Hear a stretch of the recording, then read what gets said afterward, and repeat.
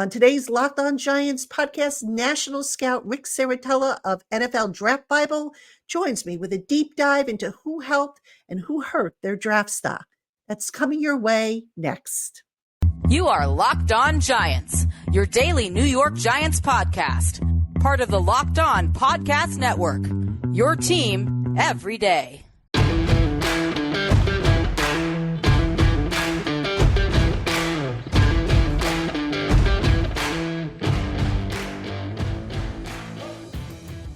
This episode of the Locked On Giants podcast is brought to you by FanDuel Sportsbook, official sportsbook of the NFL. Make every moment more. Visit FanDuel.com/LockedOn today to get started. Hello, New York Giant fans, and welcome to another edition of the Locked On Giants podcast, part of the Locked On Podcast family, your team every day. My name is Patricia Traina, P-Train, credential member of the New York Giants media for Locked On, as well as for Giants Country over on the Fan Nation Network. And a special welcome on in to my Blue Crew community members, my everydayers, my newcomers, and everybody in between. You are all appreciated and loved by yours truly. Thank you for making us your first listen of the day, or if you watch on YouTube, your first watch of the day. And we are continuing our look at the Combine, which is now concluded. So we're getting some feedback from the experts who scout for a living, who know this stuff inside out. And I'm happy to welcome on in a very good friend of mine, longtime friend of mine, who is also a scout. He's with All Access Football. He is Rick Serritella. Rick, so glad to have you on the podcast today. Oh, so happy to be back, Patricia. You know, keeping it locked on the Giants. This is like our annual tradition now. I don't know how many years it's been, but always a pleasure. Yes, definitely. Glad to see you looking well. Rick, let's jump right in because there's a lot to talk about regarding the Giants. I think we have to start with the quarterback situation. Joe Schoen has basically said the expectation is for Daniel Jones to be the starter once he's healthy. I've got to start there. How much are you buying that? Well, you know, I think that the NFL is a bottom line business. And I think Joe Schoen has looked at the bottom line and seen the results. So whether you're going to lean on the performance or lean on the durability, I don't think Joe Schoen feels comfortable at night when he goes to bed in terms of the quarterback position. Yeah. And in terms of, you know, this quarterback class, it's widely regarded as a deep class. Schoen has said that, you know, you can find probably talent on day two and beyond, even if you really look. But what's your feeling after the Combine? Do you feel like guys moved up? You know, I'm thinking in terms of J.J. McCarthy, for example. You know, there's been some talk about him maybe entering the top 10 rank, if you will, along with Drake May, Jaden Daniels, Caleb Williams. So how do you kind of see that post-Combine quarterback look? Well, I see it a little bit differently. I actually think that, you know, there's this big groupthink box in terms of the scouting community, especially on the mainstream media. So like everybody has the pecking order: Caleb Williams, Drake May, Jaden Daniels, and then J.J. McCarthy. Yet we fail to see what our eyes are telling us, that Michael Penix was the best thrower in Indianapolis, defeated Bo Nix twice. In terms of deep ball throwing accuracy and big playability, Michael Penix is as good as it comes. So to me, I think Michael Penix is the best quarterback after Caleb Williams. Is that how the NFL draft order is going to play out? I don't know. I think these quarterbacks are very evenly ranked right now, and I think it depends on what you're looking for. If you're looking for a pocket passer who can make all the throws, Michael Penix is that dude. If you're looking for a more dual threat kind of athletic signal caller, Jaden Daniels is that guy, right? But, you know, when I look at the Giants, and in fact, when I look at the top 10, top 5, I believe the Giants kind of hold the keys. They might be the first domino that falls, right? Because I think the Bears are going to stay put and take Caleb Williams. Then it becomes, what do the Commanders do? What do the Patriots do at 2 and 3? I think that depends on the type of draft equity they can acquire. And when you look at what the Giants have right now, I believe 37, 47, and 70, in addition to number 6. Well, if I was the Giants, who desperately want one of these quarterbacks, from my understanding, you could parlay maybe 37 and 70, throw in a future first round pick, 25, maybe 26, and then suddenly you're making an offer that's too good to refuse. And you could state a case, if I'm an evaluator of football, that I have a better chance of winning with a Jaden Daniels than a Daniel Jones. I think you can make that argument. And I do think that if they don't make a move at quarterback, they're going to be stuck in quicksand and sinking their job security along with Daniel Jones. Rick, how far away from being NFL ready are these quarterbacks? I mean, everybody, they come in, they've got some things they've got to adjust to, besides obviously learning the terminology, getting used to the receivers and whatnot. But in terms of, any deficiencies, whether it be footwork or throwing mechanics or whatnot, how far away are the top quarterbacks, do you think, from being NFL ready?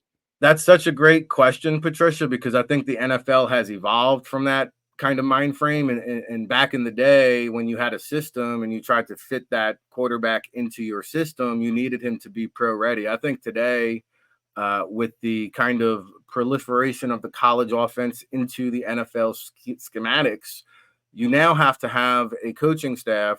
And this is one of Brian Daboll's strong points, where you can adapt and adjust to your quarterback and build an offense around him. We saw it last year in Houston with CJ Stroud. We've seen it with Anthony Richardson before he got hurt, right? We've seen Kyle Shanahan kind of cater an offense around a quarterback that has limitations, but has learned how to maximize his skill set. And so I think when you take a guy like Drake May, who started for 3 seasons, or Jaden Daniels, who's 26 years old, played 6 years of college football, these guys have seen a lot of live bullets. Right. So it's the coaching staff's job to kind of bend, if you will, to the skill set and put them in a situation to succeed and surround them with weapons at their disposal. And I think that's more of the mind frame now, because the NFL offenses have been simplified over the last 5, 6, 7 years.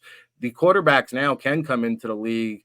I don't know if they're more prepared than ever. I just think the transition is a little bit easier than what it used to be. Makes sense. Makes sense. Now, the Giants, you mentioned that they desperately want one of these quarterbacks. Given the other needs that they have, and obviously we're talking before free agency, they're expected to make some moves to fill some of the holes that they have in free agency. But is it really worth it to them to trade up for a guy that may end up sitting for a little bit, as opposed to maybe getting a number 1 receiver, which they haven't had since 2018 with Odell, and making, potentially giving that young quarterback, if they do get one in, say, the second round, giving that kid an advantage of sorts? Well, I mean, if you're a believer in Daniel Jones, then by all means, go and get that man a weapon. But the quarterback position still remains the most vital position in the NFL. If you look at the common denominator in terms of successful teams, it comes down to quarterback play. And the Giants are invested $40 million plus per season in Daniel Jones after he came off a season in which he won a playoff game. So I think right now it's safe to say the Giants did not receive and do not look like they are going to get a return on investment with that contract investment, because the goal was to advance, beyond what they already accomplished. And instead they went backwards, throwing the durability issues. And oh, by the way, we forget Daniel Jones did not look like a $40 million signal caller before he got injured. So it depends on, your perspective on Daniel Jones. I've taken a lot of heat and criticism over my view on Daniel Jones. And, here we are, almost 5 years later, and we're still wondering if he's the guy. I mean, I got news for you guys. If you're still not sure, chances are he's not the guy.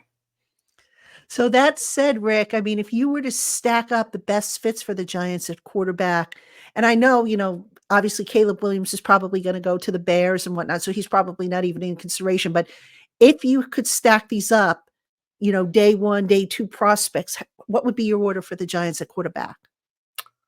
Well, again, I prefer Michael Penix as the number 2 quarterback. I think I'm in the minority based on the feedback that I've gathered. So I would say like Drake May probably right now, who views Eli Manning as a mentor. ironically enough, spends a lot of time with Eli Manning. Very confident young man. I struggle with the consistencies there. I struggle with the poor performance against top 25 caliber competition. It's a little bit of a roller coaster ride with Drake May's film. Yeah, there's flashes there where he looks the part. There's also some throws that, seem like they should be easy and he fails to connect. So I do think, he's probably the most logical choice. Although Jaden Daniels, I think, has the larger upside. I like to reel in some of the wildness in terms of his running ability, because he's out there like a wild deer in headlights, and he's going to get killed in the NFL level with some of the hits that I anticipate him taking if he doesn't kind of harness that excitement. So I think that right now May would be the guy. Daniels would probably be after that. And JJ McCarthy has all the leadership intangibles. I think it's a little rich to go up there and trade up for a quarterback like that. Maybe if they stand pat, okay. And I don't think I answered your previous question about getting a weapon, though. Like, a wide receiver is very, very deep. We saw it. This may be the best wide receiver and offensive tackle class that we've ever seen in history. I mean, in terms of just measurables, unbelievable size, speed, athleticism. So, if they don't go quarterback, they do need a playmaker. They do need an offensive tackle, which it feels like they've needed a tackle for the past decade. But those would be two positions that, if they don't go quarterback, you could probably go maybe Marvin Harrison, maybe still on the board. And you could still come back and get a starting caliber tackle. So to answer that previous question, like, if you want to move forward with Daniel Jones and you plug in Marvin Harrison at 6, and say you come back in the second round and you get a guy like Jordan Morgan out of Arizona, or a Tyler Guyton, or maybe an Amarius Mims who slides due to medical. I mean, it's a path that I can understand the logic. It's just not a path that I'm a believer in. Hey, Giant fans, if you're looking to bet on the excitement of sports, check out FanDuel, America's #1 sportsbook. New customers get $150 in bonus bets with any winning $5 bet.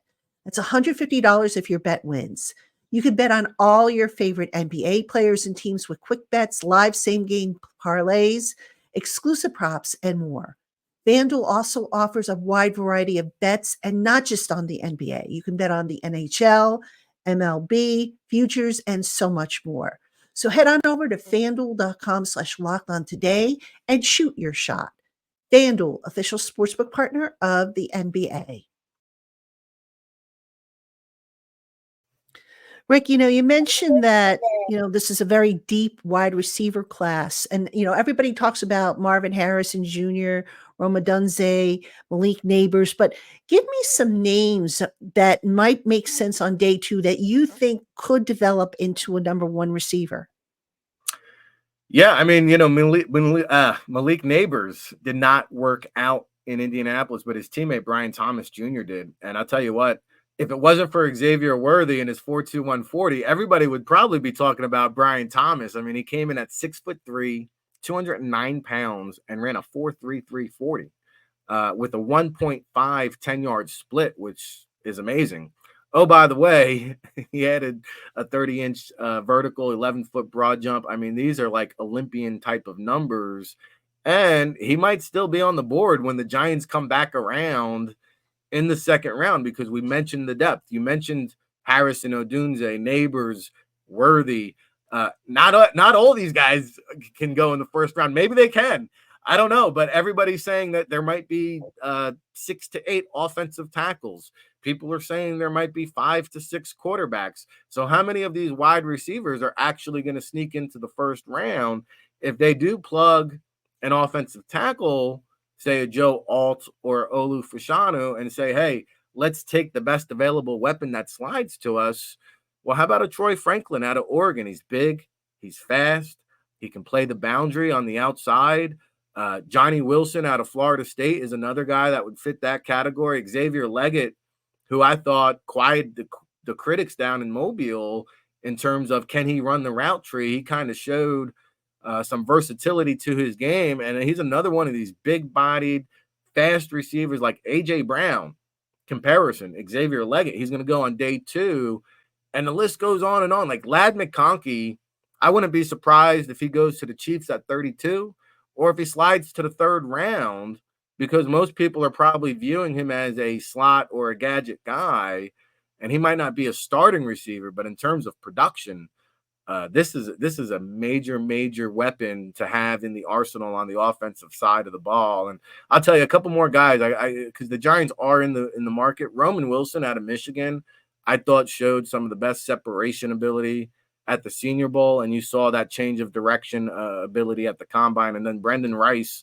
like, how cool was it? Like Jerry Rice just hanging around at the Combine because his son was there, and some pretty cool moments just seeing Jerry Rice out and about. So lot of good talent in this wide receiver position. And there will be some players taken on round 2 and round 3 that outplay some of their counterparts. And those are just a couple of guys. Ricky Pearsall from Florida, I thought improved his draft stock. I mean, as much as anybody out there. Interesting. Now, what are some of the position groups that maybe aren't as strong this year in the draft? Well, I would say defensive tackle, it comes to mind. Like, I don't know if we're going to see a defensive tackle there in the 1st round. I do believe Johnny Newton out of Illinois was that guy, and now he had a Jones fracture at the Combine, so he did not work out. He is expected to be ready for his pro day. I don't think it's serious. Is it serious enough where he slides out of the 1st round? Possibly. Byron Murphy II out of Texas, incredible athletic specimen. Maybe he sneaks into the 1st round. So I would say defensive tackle maybe is lacking the star power up top. And then, I feel like the linebackers and safeties get a bad rap in this year's draft, but I just think that they've kind of been devalued in recent years, especially the linebacker position. I don't think we had an off-ball linebacker in the 1st round last year, and I think that trend continues this year. I really like this kid out of North Carolina State, Peyton Wilson, who I think probably the best bang for your buck in terms of pound-for-pound talent. Unfortunately, there's some medical there, right? That's kind of the element that we don't really know about until they get called back for that medical recheck, how that can impact a draft stock on the guy like a Peyton Wilson. But Junior Colson out of Michigan, like I would never doubt this man.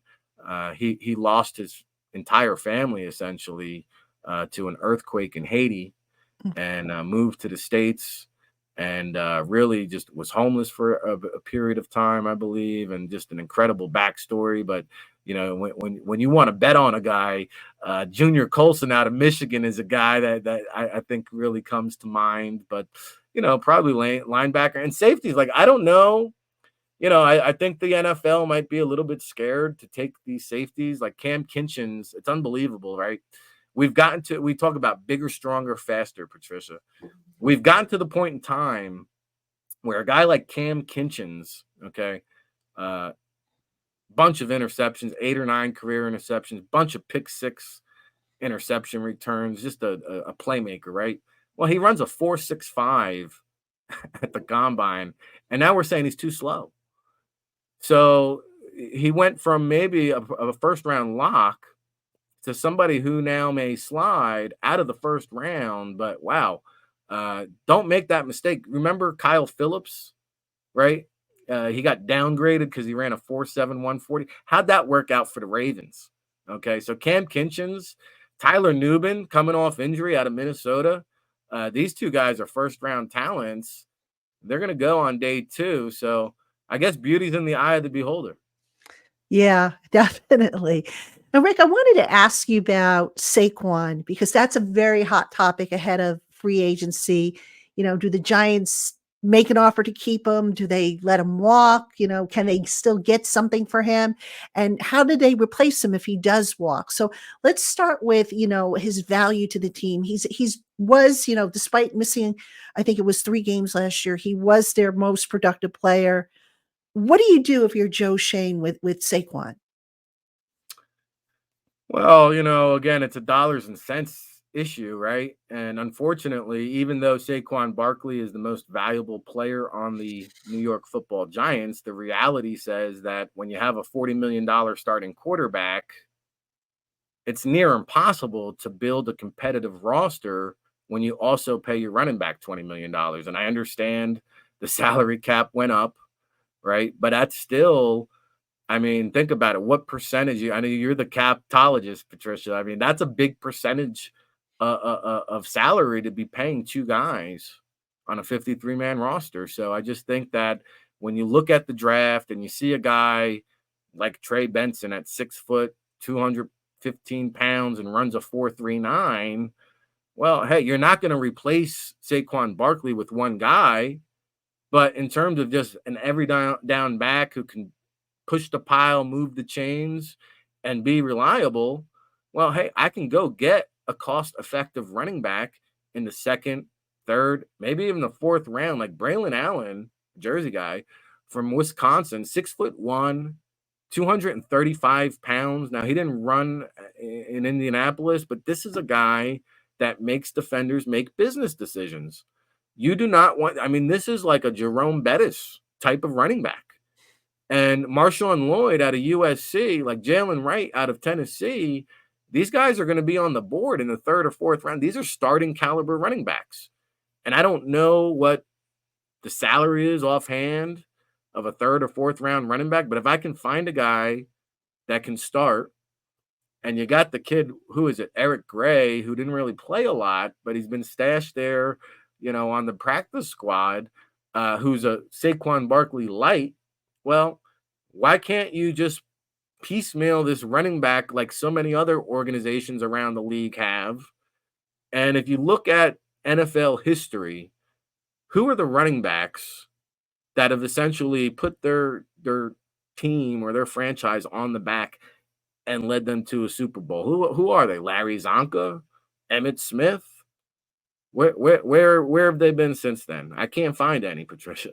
So to pay Saquon Barkley, as much as I love the guy, to pay him near $20 million a year just doesn't make any sense. Could you see a tag and trade for him? I think the market dictates.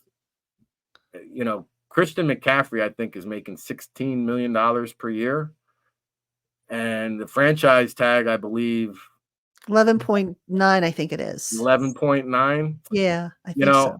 I think that number is going to lead to a holdout. No, I mean, is that something that Saquon Barkley's signing up for? I don't. I guess it would have to lead to a contract extension after that deal is made. But again, like you saw it with the Raiders running back Josh Jacobs, you saw it with Austin Eckler. The teams didn't want to pay the money, and that's why they're going to be hitting the open market as well. Hey, Giant fans, passion, drive, and patience. What brings home the winning trophy is also what keeps your ride or die alive. eBay Motors has everything you need to maintain your vehicle and level it up to peak performance. From superchargers, roof racks, exhaust kits, LED headlights, and more. Whether you're into speed, power, or style, eBay Motors has got you covered. With over 122 million parts for your number one ride or die, you'll always find exactly what you're looking for. And with eBay's Guaranteed Fit, your part is guaranteed to fit your ride every time or your money back. Because with eBay Motors, you're burning rubber, not cash. With all the parts you need at the prices you want, it's easy to turn your car into the MVP and bring home that win. Keep your ride or die alive at ebaymotors.com. Eligible items only, exclusions apply. eBay's Guaranteed Fit only available to U.S. customers.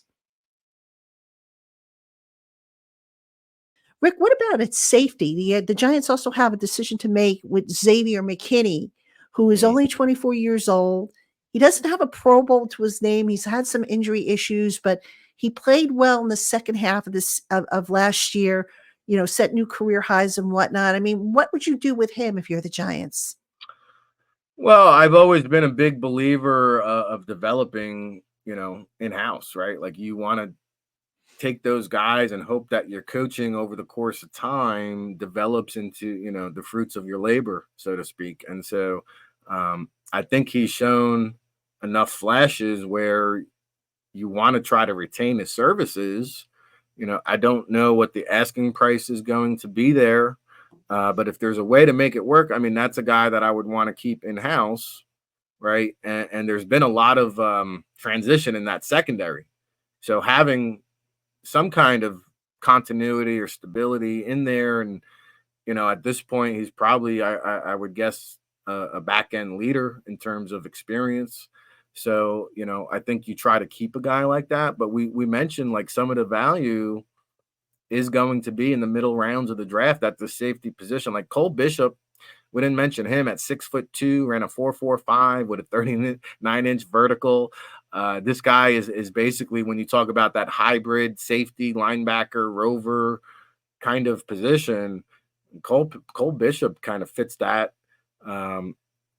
You've got Jalen Simpson, kind of a freelance roaming playmaking safety, ball hawk, had some interceptions this past year, is a speedier guy. So Sion Vaki out of Utah, may be able to fit two needs, right? Because here's a guy, he dazzled me at the Senior Bowl. He kind of won me over with his ability to play safety and running back. I mean, he's somewhat of a unicorn. So Vaki on day 3, like, let's take Vaki out of Utah. We'll throw him in the backfield as a change of pace guy. And oh, by the way, he can come in and play some safety for us and special teams. Like, that's the kind of guy that the Giants should be and could be targeting in the draft. Yeah, the value picks are very important as well. Rick, one position we haven't really talked about, and I've been screaming about this as being a need now for a long time, besides offensive line, of course, is edge rusher. How does the edge rusher class look? Yeah, I thought the edge rusher class as a whole kind of took an uptick after the combine. I mean, again, unheard of. Like these times and numbers that we're seeing. Dallas Turner, 4.44, I believe. Chop Robinson out of Penn State, 4.48 at 254 pounds. Jared Verse from Florida State, 4.58. I mean, I've never seen guys this big that can scoot like this. So in terms of like the athleticism, holy gosh, like if you can't figure out how to use these guys, let's go figure it out. But yeah, I think the problem is, like, at 6, it's probably a little bit too rich for these guys, because I think the blue chip prospects are the positions we talked about: quarterback, wide receiver, offensive tackle. In fact, I look at the top 10 outside of Atlanta at 8. I have a hard time finding a spot where a defensive player could land. So I think the Giants, where they currently sit, are probably too high to take an edge rusher. And coming back on the second round, they're probably going to be too late to get anybody worthwhile, because there's really not a lot of them. And I think once the first domino falls, they'll come off the board with Flory. But Dallas Turner out of Alabama, I think, is one. A lot of people like Latu out of UCLA, who actually medically retired due to a neck injury during his time at Washington. Apparently, he checked out okay medically at the combine. My issues really are more with his play strength. I thought at the Senior Bowl, he kind of struggled with that a little bit. But Jared Verse out of Florida State, really, really good-looking player. A transfer from Albany, the Great Danes, FCS to FBS, has done it at both levels. I think if you're talking about a traditional hand in the dirt 43 type of defensive end, Jared Verse and Chop Robinson out of Penn State. But, Dallas Turner, there's a couple hybrid guys like Edgerrin Cooper and Chris Braswell. Cooper out of A&M, Braswell out of Alabama. I think most people prefer them as off-ball linebackers. I kind of like them as edge rusher. I like Cooper as a pass rusher, and I don't know if too many people view him in that manner, but I think when you take a look at his traits and skill set, I think he can do it. And then the wild card, there's probably 2 of them. One of them, Jonah Ellis out of Utah. His father played in the league. I think he led the nation in sacks. And then Muhammad Kamara out of Colorado State, his draft grades are all over the board. He's got these really short arms, which usually don't survive in the league. But man, when you talk about the get off, the explosion, the speed, the quickness, the production, somebody's going to take a flyer on this guy somewhere in the middle rounds. Muhammad Kamara. Remember that name, probably the wild card of the pass rushing gang. It's interesting. I just did a mock draft for Giants Country, and I had Ellis landing, I think it was as a day 3. I think I had as an early day 3 pick because they do need edge rushers. Now, Rick, final question for you. You look at all the needs that the Giants have, which, you can make an argument across the board they have needs. Yeah. Is there an advantage, do you think, to hitting the ground running at certain positions with veterans? So in other words, instead of rolling the dice on a rookie, bring in veterans to jumpstart that group and then maybe get day 3 rookies that you can develop for down the line. And I'm thinking like in terms of maybe offensive line as being one where they absolutely have to hit the ground running. I mean, so an example like that. Yeah, I always thought the NFL offseason process was backwards because I feel like the draft should be first and then you should have free agency to kind of fill in the rest of your needs. But we do it free agency first.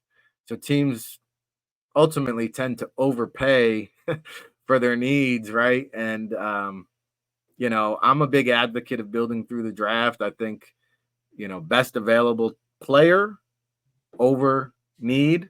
I think when you start drafting for need is how you get burnt. Mm-hmm. And with free agency, I tend to shy away from splurging.